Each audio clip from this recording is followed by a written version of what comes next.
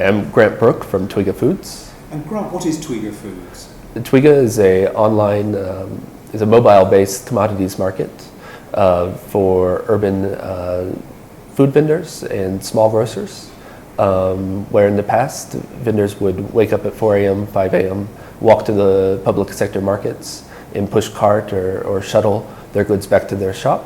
We deliver directly to them better quality products at lower prices.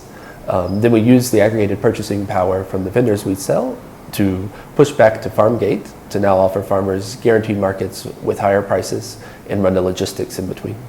And you're using cold stores to be able to increase the ability to Yes. stock. So we know in a lot of value chains like bananas or tomatoes, over 30% of stock is lost between farm and market. And of course the end consumer ends up paying for that stock because the farmer got paid for that stock. Mm-hmm. So if we can control those losses, that's more margin for us, as well as margin we can share on both sides of the value chain.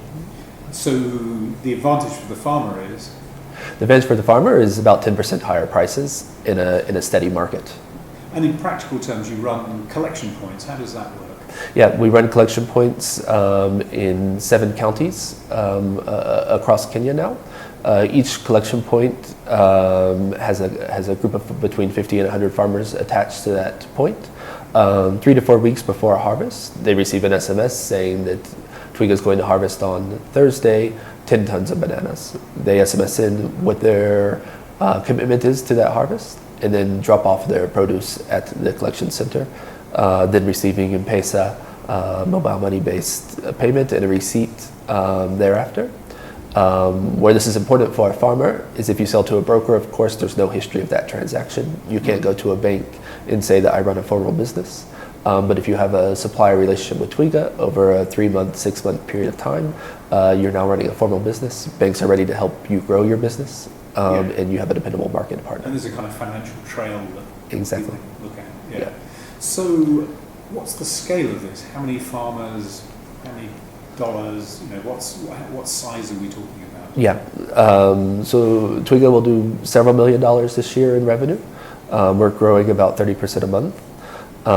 We serve somewhere around 2,000 vendors a week currently. We're trying to get up to 2,400 a day by March of next year. On the farm gate side, we're somewhere between 2,000 and 3,000 farmers in total that are within our platform on a given month.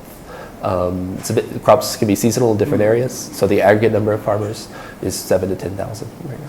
And these are small shops, aren't they?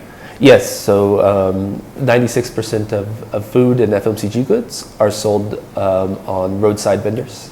Vendors that are tabletopped on the side of the road, or kiosks, or a room-sized shop, not the large grocers. We especially do not work with large grocers because they don't pay on time and they don't control significant market share. Mm-hmm. And you've got expansion plans? Yes, so we still have a lot of Nairobi to get through. We have about 60,000 shops that we'd like to get to in Nairobi, and are just building out our training and footprint abilities to fill that target, and then getting on to second cities and outside the country going into next year. Okay. And you're raising funds at the moment? No, we're not raising at the moment. We'll do a Series A round in March or April of next year. And you're looking for what order of? We'll raise between $7 and $9 million right now. Okay. And in terms of your own background, you started as a PhD student? Yeah, so I came to Kenya in 2008 as just finishing undergrad, moving on to master's. I'm a social economist and worked on how religion affects trade decisions in informal markets. Then moved over to Oxford for my doctoral work, working on the same type of themes until 2012, 2013. And then we launched Twiga in an effort to solve these themes.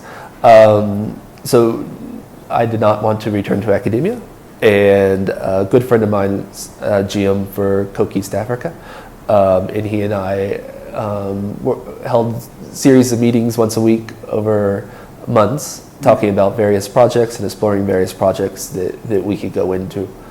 And around the same time, a group out of Dubai came to me and asked why Kenya doesn't export bananas to do a consulting gig on.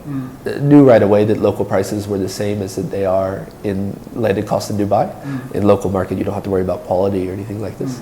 But explaining this to Peter, my co-founder, we thought there was a way to solve this problem, not in terms of export, but in terms of local market prices being too high.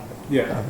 And he came with unparalleled experience, having worked with coke in logistics. Yeah, at that time, Peter had moved from an accountant up to GM of Coke East Africa over a 19-year history. So was able to bring in a lot of experience and a lot of talent into Twiga.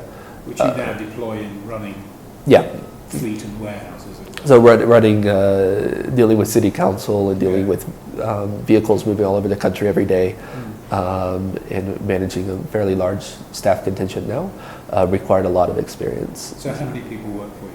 Around 140 full-time right now.